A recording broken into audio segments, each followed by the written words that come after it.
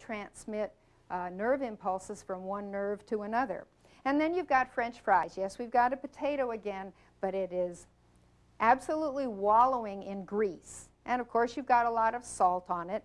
So you have virtually no nutrition here except high fat and high protein. Or you may go to another fast food place and get some tacos. Well, the tacos, again, have the same components. You have a little bit of lettuce and a little bit of tomato. But you've got cheese there again. It has the same problems. And then you've got the meat.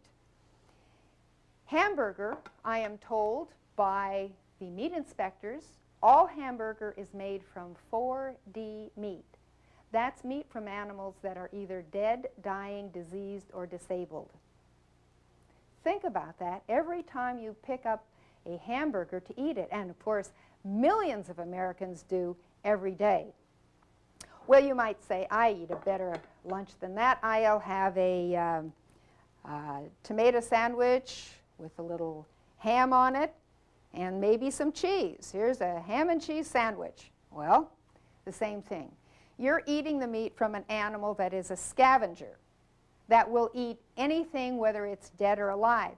When you eat something that's dead, your body has to get rid of the putrefaction from the dying and dead things you're putting into it. If you have a piece of toast like this from commercial bread, it again has almost all the nutrition taken out of it. You see, when you use whole grains, it might have 25 nutrients in it, but they strip that out to make it prettier and to make it taste sweeter. So this turns actually almost to sugar in your mouth. So you've got the cheese, we've already talked about that, you've got the ham, and then you've got French fried onion rings, absolutely filled with fat. The onions are of almost no nutritional value to you when they're covered with fat.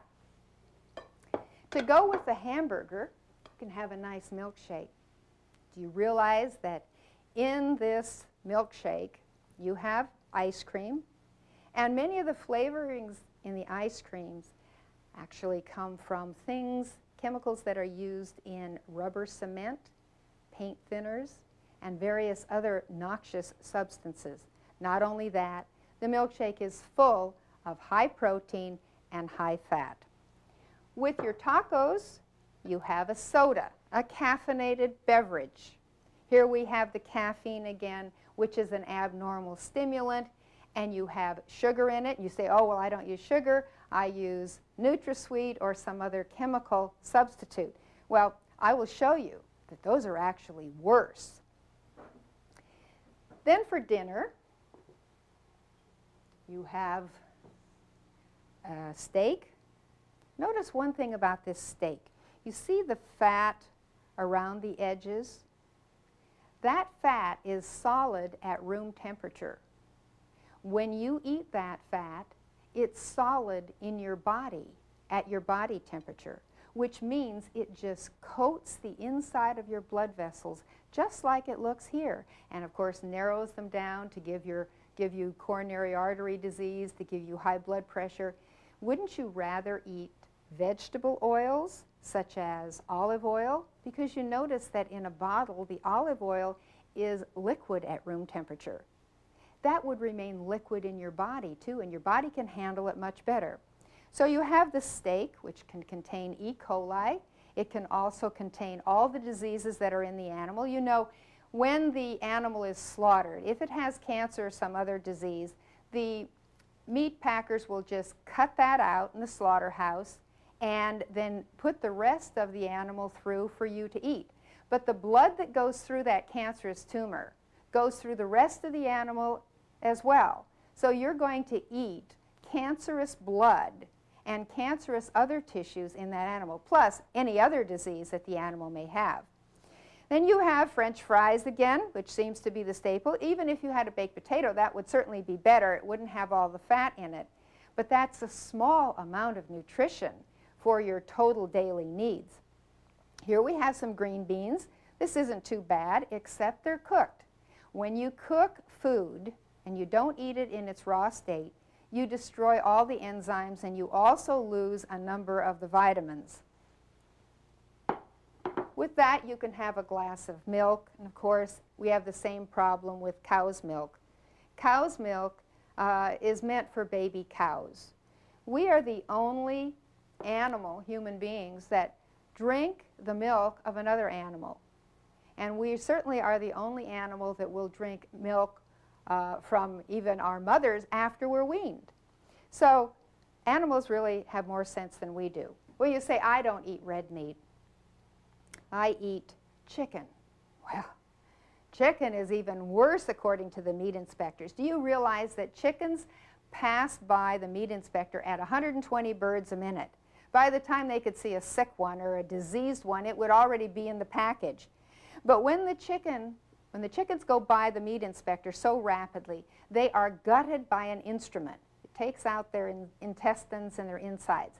When that happens, of course, the feces from inside the intestines get all over the bird and all over the next bird. And so by the time they get to the end of the conveyor belt, they are covered with feces. So they have to dump them in a very big tank of water to get rid of this contamination. The people who work in the packing plant call this tank fecal soup. Now the government allows the chicken producers to leave the birds in that tank long enough to soak up 10% of their body weight with that water, so you will pay more for it when you go to the grocery store. But just think what it's soaking up. Fecal soup, not only its own feces, but the feces from all of these other birds. No wonder so many chickens contain salmonella and other very dangerous organisms. In fact, recently they did a survey where they went to grocery stores and actually took samples from on top of the chicken, from chicken that was already packaged waiting for you to buy it. And they found something like 2/3 of those chickens actually had salmonella in the package when you were going to buy it. Well, we've got the same green beans again, cooked. Green beans are our specialty today, I guess. And we've got some potatoes. Now, when you mash your potatoes, there's nothing wrong with mashed potatoes, but when you mash them, you lose more of the food value because more surface area is allowed to oxidize before you eat it. The most nutrition you would get from a baked potato, next from boiled potatoes, and then the least from mashed potatoes. And of course it's got the gravy on it, which is thick with fat. Again, no raw food here. Now, we frequently throw in a little salad like this for a little raw food. When you use this iceberg lettuce, this lettuce that has virtually no food value in it, it's only water, you get no nutrition. A little spot of onion and a tiny little bit of tomato, and then of course you've got the croutons that have fat all over them. This is all the nutrition that you're really getting for the day except fat and protein. Well, you say, I don't eat chicken and I don't eat steak or red meat, I eat fish.